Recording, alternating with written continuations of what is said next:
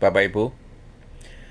Sebuah grup persekutuan doa Kristen tiba-tiba senyap, hanya sedikit yang hadir ya.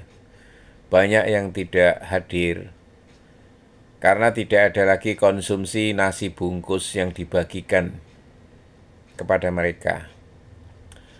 Mereka lebih suka hadir di persekutuan penuh berkat, di mana di dalam persekutuan tersebut mereka menerima angpau kesejahteraan dalam bentuk uang saku, Bapak Ibu. Bagaimana pendapat Bapak Ibu tentang Kristen nasi bungkus seperti ini?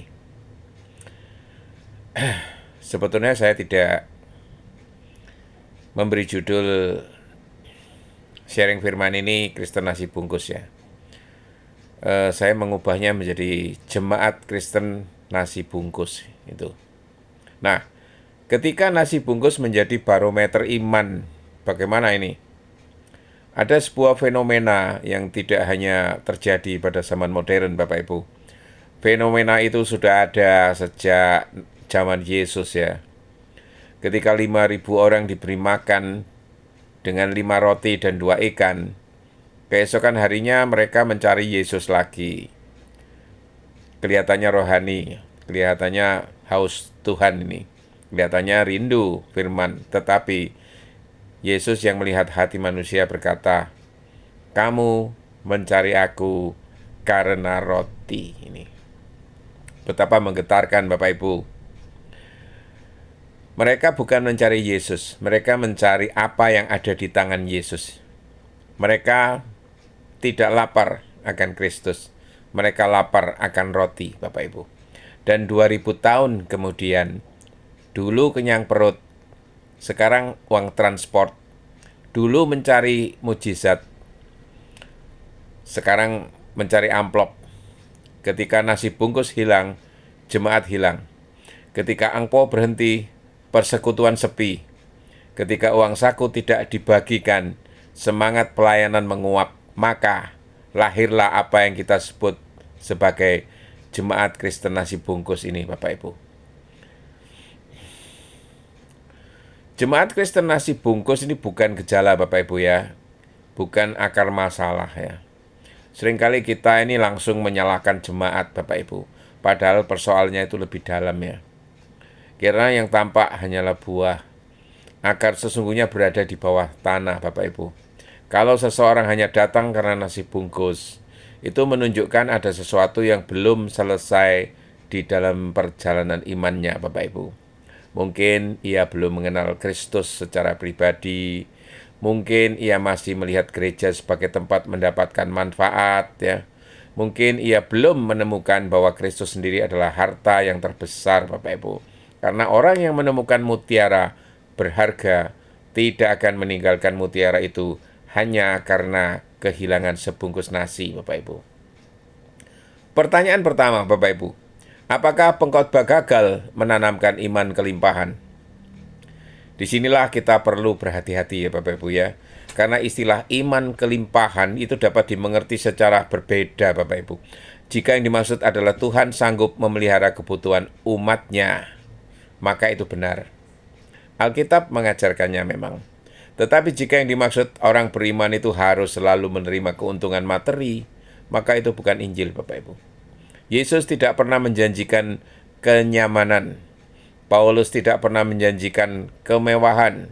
Para rasul tidak pernah menjanjikan amplop kesejahteraan. Bahkan sebagian besar mereka itu mati sebagai martir. Maka ukuran keberhasilan pengkhotbah bukanlah berapa banyak nasi bungkus yang dibagikan, bukan. Tetapi berapa banyak hati yang diubahkan, Bapak Ibu. Bukan berapa banyak orang datang, melainkan berapa banyak orang bertumbuh itu. Karena kerumunan bisa berkumpul karena makanan, Bapak Ibu, tetapi murid sejati hanya bertahan karena kebenaran, itu saja. Pertanyaan yang kedua, apakah memberi angpau selalu salah? Tidak, Bapak Ibu. Memberi tidak pernah salah. Justru memberi adalah karakter kerajaan Allah. Yesus memberi banyak makan kepada banyak orang, ya. Gereja mula-mula membantu orang miskin. Paulus mengumpulkan persembahan. bagi jemaat yang kekurangan, Bapak Ibu. Masalahnya bukan pada pemberiannya, Bapak Ibu. Masalahnya pada motivasi dan akibatnya. Jika bantuan diberikan karena kasih, itu mulia. Jika bantuan diberikan karena belas kasihan, itu indah, Bapak Ibu. Tetapi jika bantuan diberikan agar orang datang, agar kursi penuh, agar statistik meningkat, agar pengkhotbah populer, maka bantuan itu berubah menjadi umpan, Bapak Ibu. Kasih berubah menjadi ketergantungan, pelayanan berubah menjadi transaksi, dan gereja perlahan berubah menjadi panas, pasar, itu. Ya. Nah, apa bahaya dari jemaat Kristen nasi bungkus? Pertama, jelas menggeser pusat iman.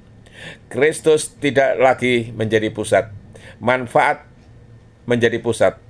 Orang mulai bertanya, apa yang saya dapat? Bukan apa yang Tuhan kehendaki, itu. Yang kedua, Bapak Ibu, menciptakan jemaat yang konsumerisme. Ya, mereka datang untuk dilayani, bukan untuk melayani. Mereka datang untuk menerima dan bukan untuk memberi, Bapak Ibu. Yang ketiga, melumpuhkan kedewasaan rohani, ini pasti. Bayi selalu meminta susu. Orang dewasa belajar memberi makan orang lain. Iman yang sehat bergerak dari menerima menuju memberi. Itu proses, Bapak Ibu. Namun jangan cepat menghakimi. Ini ya. Ini yang paling penting, Bapak Ibu. Di sisi lain ya, jangan semua kesalahan itu dilempar kepada jemaat ya. Sebab kadang-kadang ada orang yang benar-benar miskin, Bapak Ibu. Ada yang datang karena membutuhkan makanan. Ada yang datang karena tidak sanggup membeli makan siang, Bapak Ibu. Ada yang datang dengan pergumulan ekonomi yang berat. Kristus tidak pernah menghina orang lapar. Ia memberi makan mereka. Karena itu, gereja harus tetap penuh belas kasihan. Tetapi belas kasihan harus mengangkat martabat, Bapak Ibu. Bukan menciptakan ketergantungan. Itu. Nah, bagaimana sikap yang profetis terhadap pengkhotbah dalam hal ini? Pengkhotbah harus berani bertanya, apakah saya itu sedang membangun murid atau membangun pengikut? Gitu. Karena keduanya berbeda. Pengikut mengikuti karena keuntungan. Murid mengikuti karena kebenaran itu. Pengkhotbah tidak boleh membeli loyalitas jemaat. Ia harus menanamkan Kristus di hati mereka. Firman harus menjadi roti utama, Bapak Ibu, bukan nasi bungkus. Salib harus menjadi daya tarik, bukan amplop. Karena Kristus harus menjadi pusat, bukan kenyamanan. Itu, Bapak Ibu. Nah, kalau tadi adalah sikap profetis bagi seorang khotbah, bagaimana sekarang sikap profetis bagi seorang jemaat? Jemaat juga perlu loh bertanya, jika tidak ada nasi bungkus, apakah saya tetap datang? Jika tidak ada uang transport, apakah saya tetap menyembah? Jika tidak ada hadiah, apakah saya tetap mencintai Tuhan? Karena kasih yang sejati itu tidak bergantung kepada fasilitas, Bapak Ibu. Ayub pernah berkata, sekalipun ia membunuh aku, namun aku akan berharap kepadanya. Inilah iman yang matang, Bapak Ibu. Iman yang tidak membeli Tuhan. Iman yang tidak menyewa Tuhan. Iman yang mengasihi Tuhan karena Tuhan memang layak dikasihi. Itu. Nah, apa itu sebetulnya iman kelimpahan yang sejati? Kelimpahan yang sejati bukanlah memiliki banyak uang, Bapak Ibu.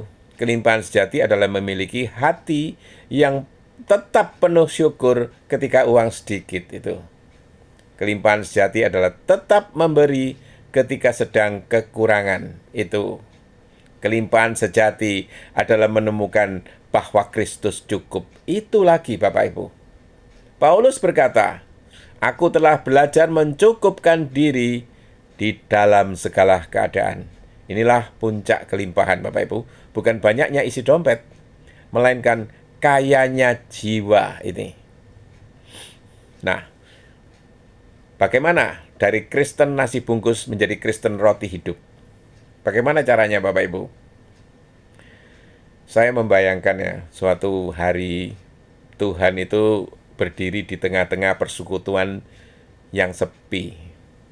Kursi-kursi kosong, nasi bungkus sudah tidak ada, amplop sudah tidak dibagikan, tinggal segelintir orang yang bertahan. Lalu Tuhan bertanya, seperti kepada murid-muridnya ya, apakah kamu tidak mau pergi juga? Dan kiranya dari sudut ruangan terdengar jawaban Petrus, Tuhan, kepada siapakah kami akan pergi? Perkataanmu adalah perkataan hidup yang kekal. Yohanes 6 ayat 68, Bapak Ibu. Itulah akhir dari Kristen nasi bungkus. Ketika seseorang tidak lagi datang karena makanan, tidak lagi datang karena amplop, tidak lagi datang karena keuntungan, tetapi datang karena ia telah menemukan sesuatu yang lebih berharga daripada emas, lebih mengenyangkan daripada roti, dan lebih mulia daripada seluruh dunia. Yesus Kristus, roti hidup yang turun dari surga. Amin, Bapak Ibu.